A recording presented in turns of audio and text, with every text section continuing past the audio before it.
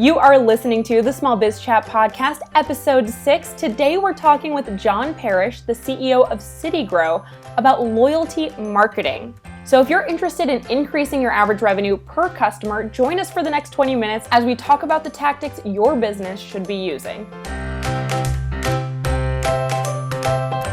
Hey everybody, this is Ariel Hurst. Welcome to the Small Biz Chat Podcast. If this is your first time listening, then thanks so much for stopping by. The Small Biz Chat Podcast is sponsored by Pure Chat and produced every other week for small business owners just like you who are looking to continually improve your businesses.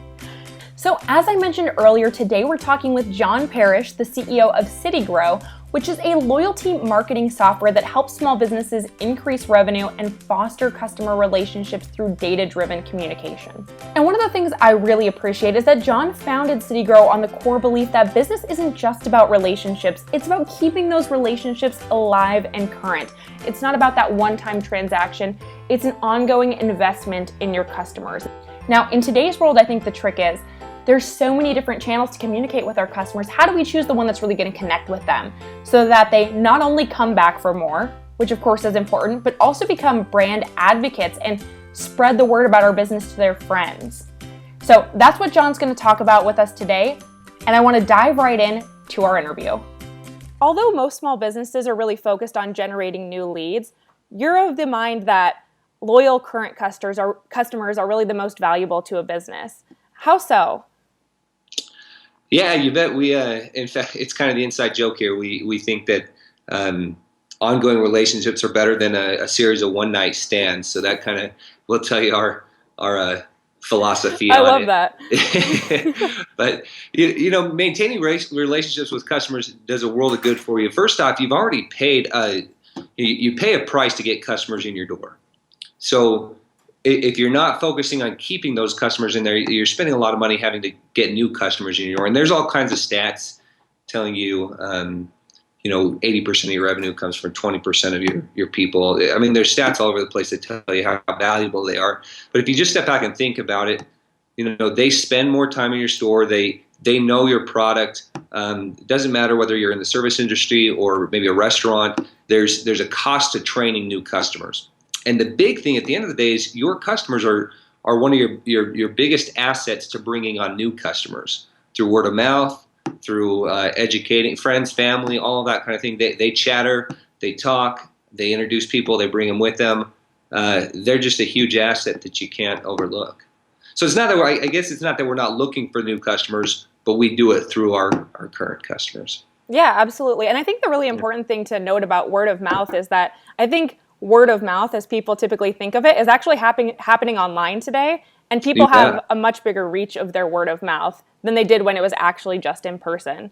Oh yeah, and the capacity to go viral online, I mean, you didn't have that in years past like you do now. We agree. Yeah, absolutely. So to get some more value out of your current customers and really focus on them, how should small businesses be reaching out to them? Because I think we're all used to getting that sort of one email on our birthday that gives us 20% off, but there's got to be more that businesses can do to really reach out to those current customers. Yeah, good question. The funny thing about the birthday, we do a lot of birthday clubs, and for us, birthday clubs and loyalty in general is a lot more about capturing information than it is about sending that once a year. I mean, you're right. You don't want to wait a year until you reach out to your contacts. In fact, I got to tell you, sometimes we do a lot of half birthday promotions, and if you haven't started doing those, they're kind of interesting because they won't even be expecting it. Then they'll get a message, whether it's on email or however, and it says, it's almost your half birthday. But to answer your question, I think there's a lot of different ways. I think there's three key components of loyalty. One kind of starts either whether you're online or in your store, helping your customers feel at home. I mean, they need to feel welcome where they're at, familiar with things. So you work on user experience a little bit. You work on just welcoming people. Our experience is pretty heavy on a foot traffic type businesses, and so the ability to just have people feel welcome, saying hi when they come in, the atmosphere, clean bathrooms, things like that. It make them feel welcome. Two is the re-engagement piece.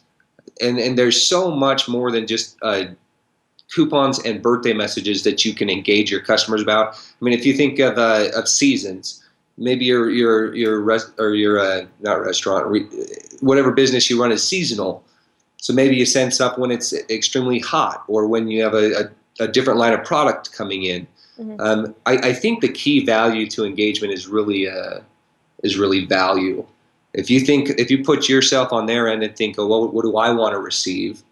The birthday message is nice, but there's a whole lot more. And then just removing the barriers for customers to join lists. And I mean, I'm preaching to the choir, you know all about that, but just making sure that they have an easy way to connect with you. Absolutely. And I think one of the cool things that you said was that the birthday emails are more about getting your information than they really are about just sending that promotion. And I feel like a lot of businesses are really focused on getting people's information through online interactions, like live chat, for example, is a really good way to capture lead information. You bet, yeah. How can you do that in your actual in-person store? In person? Yeah. Yes.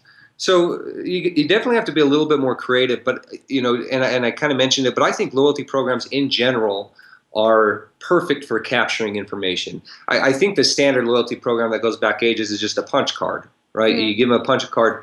The unfortunate thing about what a lot of people do with a punch card is the business will give you something without getting something in return. And it's amazing how willing customers are, especially repeat customers who already like your business, to give you an email or a phone number. And so there's some tech ways, obviously, that we do, but even on a no tech world, you can drop a card in the bowl, right? Mm-hmm. And start capturing phone numbers and emails.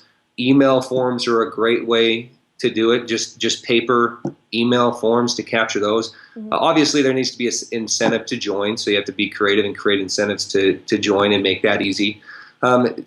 Then you move over into today's world where you have tech solutions where you can connect with people on Facebook. All kinds of different things. We work a lot with like iPad kiosks that can be right there in place. But with mobile phones, everyone can connect with you right now on Facebook. There's no longer a need to say, go home, fill out your registration, complete it. Nobody does it. So you've got to find a way to do it right there in the store through plenty of different digital solutions for forms, getting on people's phones, all kinds of different things. The biggest key is just asking for it. Mm-hmm. I think that's where businesses get stuck right at the beginning, is you're never going to get a piece of contact information if you don't ask for it. But if you ask 10 customers right in a row, hey, would you like to be on our email list? I have coupons going out all over the place, or we have updates. Even if you only got 1 out of 10 people, but that was steady through every customer every day, you're going to build up an incredible list. Yeah, absolutely. And another question that I have is, you were mentioning giving out discounts as a part to people who are on your email list. And I'm just wondering, is there another way that you've heard of to entice customers to come back without offering discounts? Because I don't think businesses should always sell themselves short that they have to discount everything in order to bring people back in. Right, and they don't want to be known as the discount king, or they only come in if there's a coupon. Yes, so it comes back to value. Customers are enthused to receive messages and let you communicate with them if there's a value there. But there's all kinds of value for some of your top customers. They want to know the next product that's coming in your store or your restaurant or whatever it is, and so you can tell them about new product lines. Mm-hmm. Maybe a lot of that doesn't even require discounting, just to get them excited about and hyped up about the new fall lines in because it's coming winter, or the new spring lines in because we're done with winter. I'll give you kind of a funny example. We had the same brainstorming session with one of our clients here. They're a frozen yogurt client, and they said, "Okay, we're sick of always discounting. How can we get people to spread the word or just respond to our stuff?"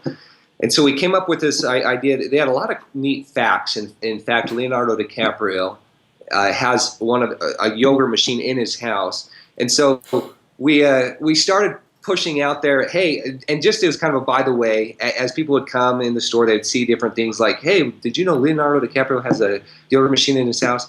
And I'm not kidding you. A week later, I'm at the dinner table with my family, and my wife says, hey, I was down getting yogurt today. Did you know Leonardo DiCaprio has a machine? And it cracked me up. She had no idea that I was in that meeting. And, there's just different things that you can engage your customers about that have nothing to do with promotions. Mm-hmm. In fact, I have a list here because I was brainstorming this a little while ago. And events related to things that are going on in the news, sport games, showing that you're kind of up to date. In fact, there's a lot of studies that show social media if you can do stuff that's current and relative to the news-related stuff, it gets engaged with a lot.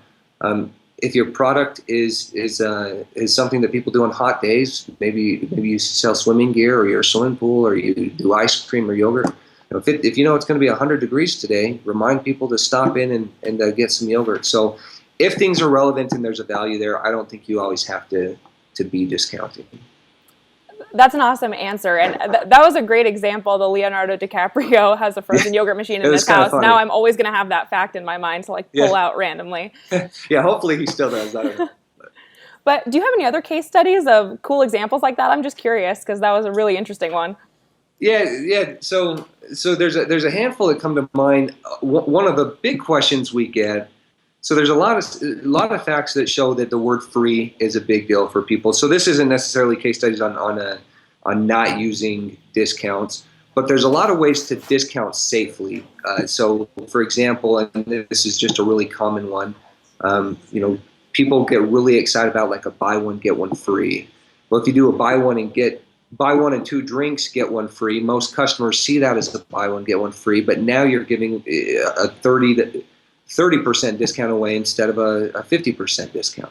So there's a lot of different ways that you can discount appropriately without having to give away the farm. Maybe, purchase a meal or purchase an item or an event and then give away just an add-on for free. But on the lines of not discounting, you can tell a lot about the promotions you already have. You can tell a lot about, we do them all the time, and I'm trying to think of what comes to mind. But we do a lot of A/B testing, where we'll send out one promotion, see how it carries across versus others.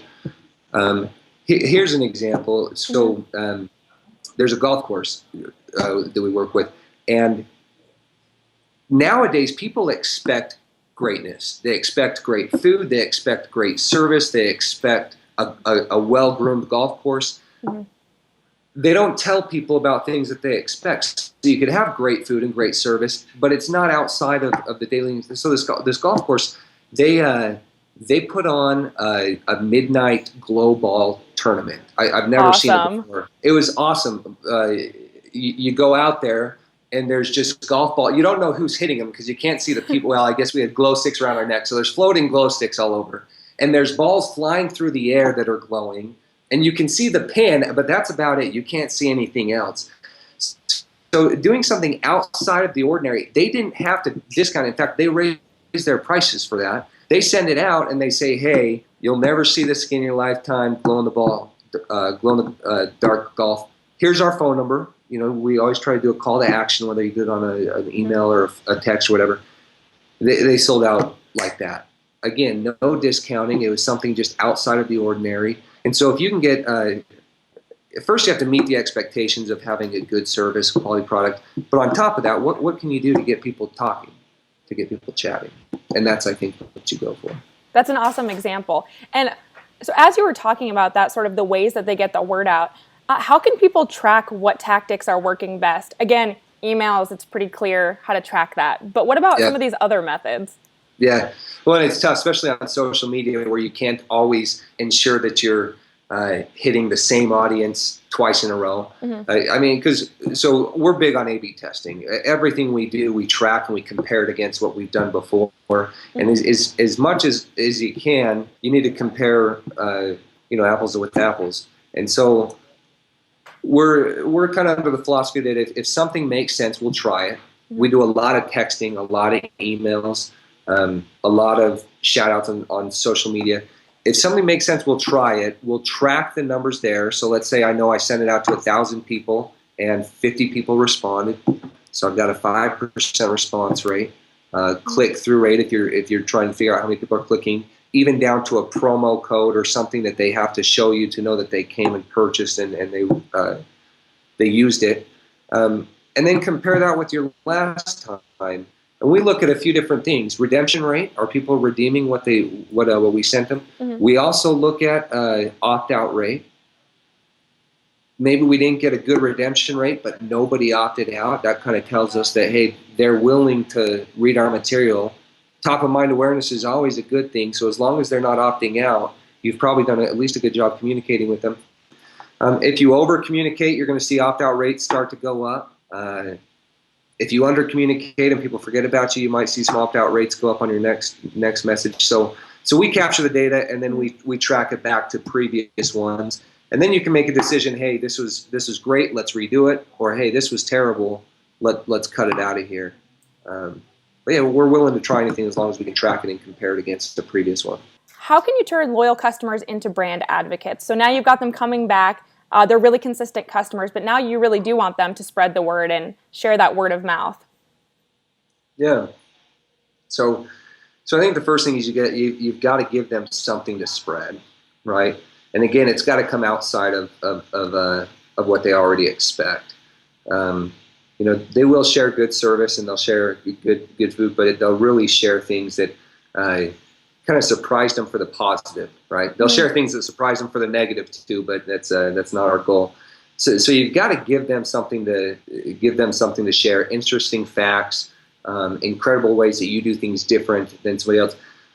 Second, I think you provide, there's ways, and you mentioned it earlier, there's ways now that we can provide a platform for sharing that's a little bit easier than before. I mean, what if instead of being so worried to put, hey, limit of 3, you put, hey, share with friends, encourage people, and if you can't run a promotion or some kind of communication that's shareable, then you might transform your message because I want to share with friends. And so, taking that mentality that says, hey, I don't want to limit how many times people use this.